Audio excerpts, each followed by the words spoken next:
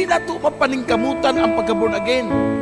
Ang pagka-born again, mugawas siya, pinaagi sa mensahe nga iyang nadunggan. See? Mo nang si Jesus Christ, inapugilito ko siya, ang umulay kapuslanan, ang mga pulong akong gisulti ka ninyo, kini Espiritu nga naghatag kinabuhi. Mo na maigsoon nga, sa atong pagpangalagad, dunatay, ginatawag sa ingon, dunatay, ginatawag nga, tinguhaon. Dili man ingon nga, gusto ta nga mahimong born again. No.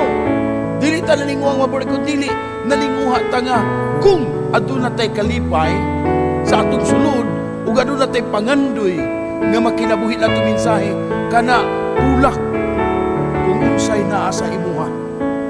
Tulak ug unsay imong kalipay. See?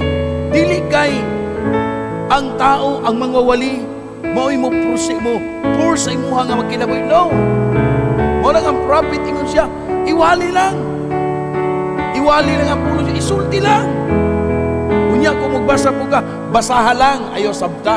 Nga naman, ang Diyos mo magpasabot niya. See? Mo na may igsoon nga sa akong ingon nga, the Word of God is eternal Word. No, nga no? Pag ingon niya man ay adlaw, maigsoon, muabot man ang eternity to eternity, ang adlaw dili may lista. Nga no?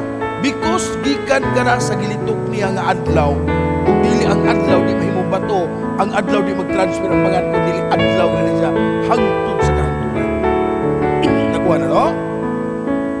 Ninglihok siya sumala sa gilitok because spoken word is the original say. Muna nga ang bride, mga igsoon, kumuhis ko tag bride, gikalitok siya bilang bride. No? Siya di ang gikalitok siya bilang bride. Pag ingon na doon ay bride, wala tayong mahimo niya.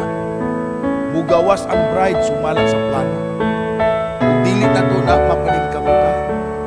Bilang magwawali, magasir lang ta sa pulong sa Ginoo, nga malipayon, uban sa kuma, nga nagsir, pero dili na to takos, ablihan ang nauna sa tao. Dili na to takos, pasundon ang tao, dili na to takos, tudluan ang tao, kundi ang Diyos ang upasabot.